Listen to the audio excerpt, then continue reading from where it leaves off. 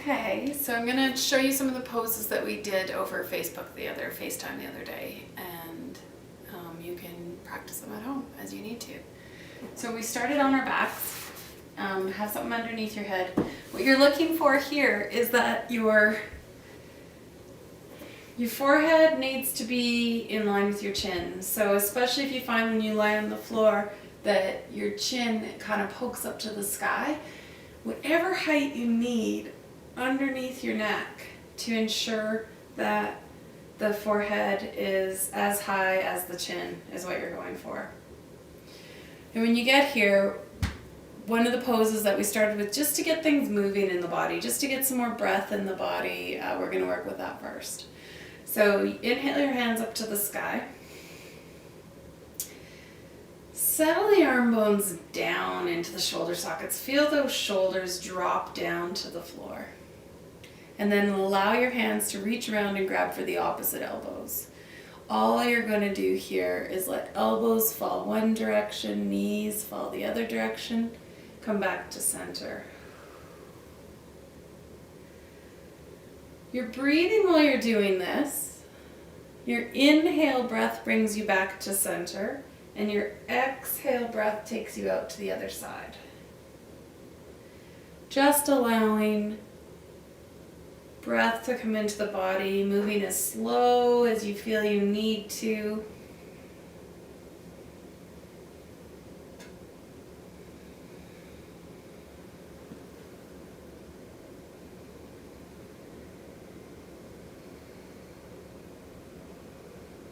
Beautiful breaths in, beautiful breaths out.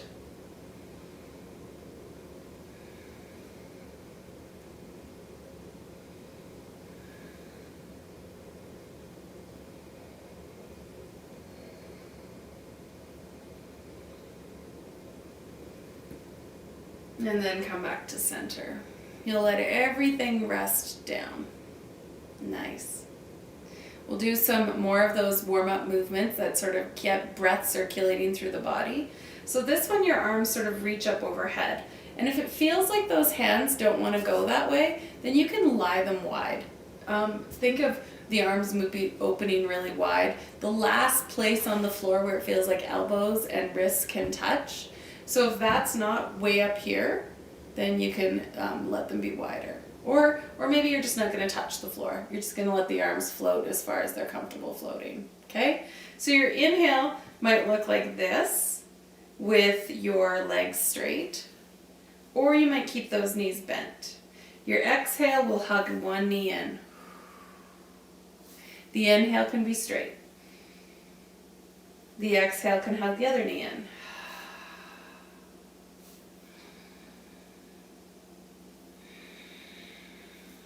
So depending on what's going on in your body today, you might choose to let both feet just hit the floor. Squeezing the knee into the chest on the exhale, reaching on the inhale.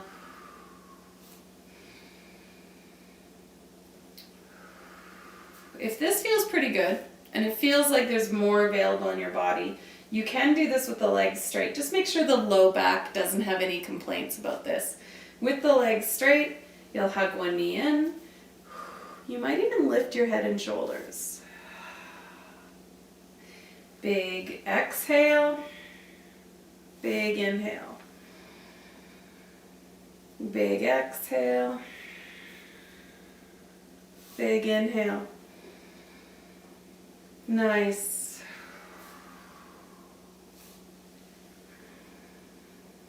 Let the movement be as smooth as it can be.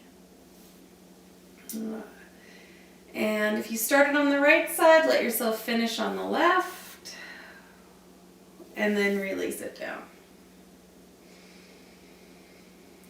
Then you're going to turn to one side. Often when you turn to one side, you're going to feel like the pillow that you're using has to be higher. So you will just adjust that.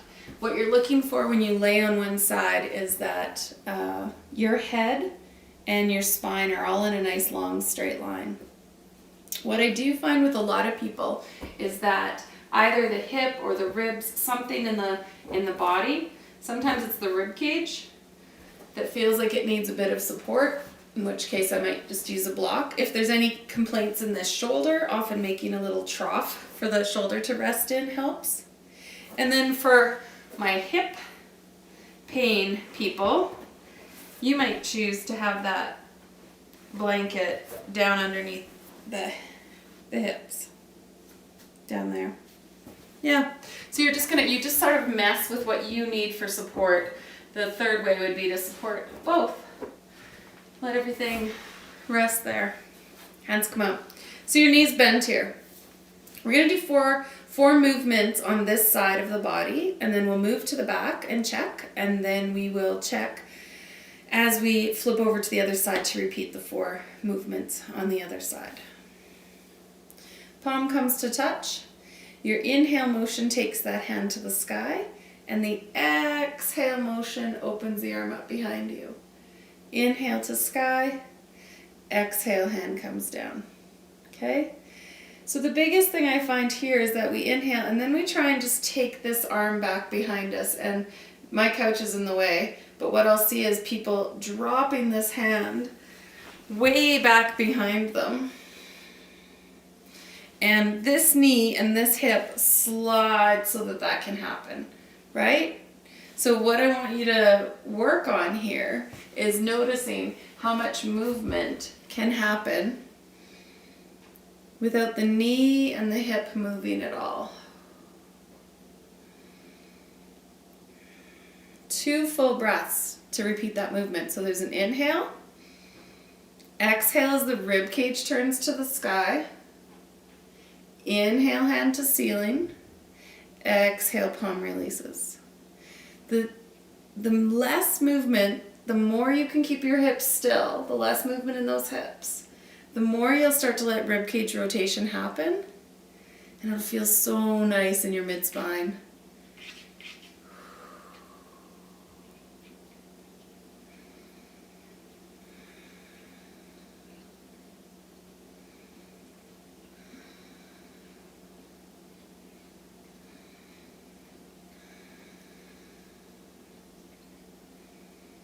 Nice. So once you've completed a few repetitions of that one, you can let your arms rest.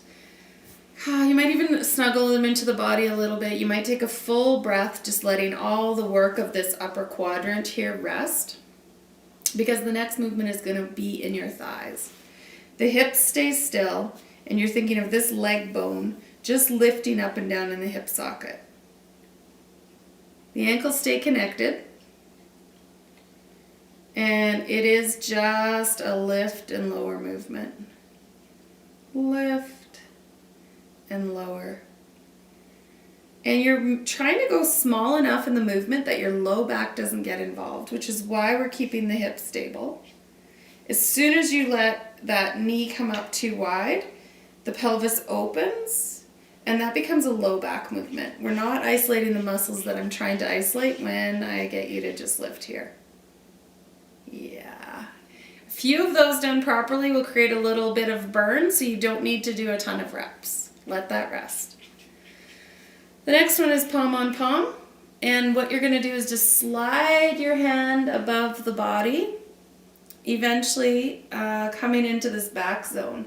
Lots of people here are going to hit something sticky in their shoulder, in which case they use that as a turnaround point. If you don't find a sticky zone, the furthest I want you to go is 180 degrees, and then allow yourself to float back again. Biggest challenge of this pose is to just breathe big, breathe normal, and when you get to this back sticky area, when the breath gets tight, tightness in the breath or holding of the breath is exactly your cue to turn around. So you just let yourself make that movement, finding out in your own body where your turnaround point is. Lovely. And then bring it back to center. Good. Same thing, you're just going to release all that work in the body. Take the top leg, straighten it. Kind of feel like you're lining the heel up with the hip and the shoulders and the back of the head. Lots of times the foot's way out in front of us. pull that heel back so it feels like it's in line with the hip. Lift it an inch or two off the floor and just sweep it forward, sweep it back.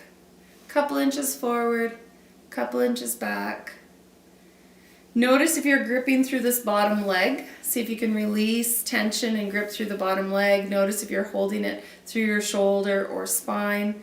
Let go of all that. The more you can release the other parts of the body, the more the brain has to use the muscles of the legs to make this movement happen.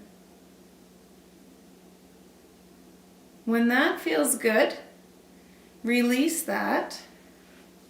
Take a moment to just let yourself roll onto your back body. I'll come back up onto my nice prop.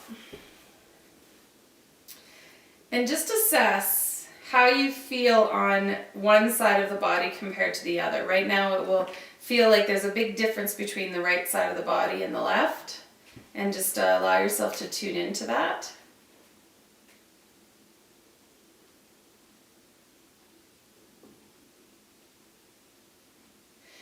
And when you're ready, you're going to turn over onto the other side and complete those 4 same poses on the other side. One of your options would be to press play on this video again, start right from the beginning, do everything just turning to the other side when you do the 4 poses. If you remember what they are, just continue on and do them right now. Good luck. Thanks.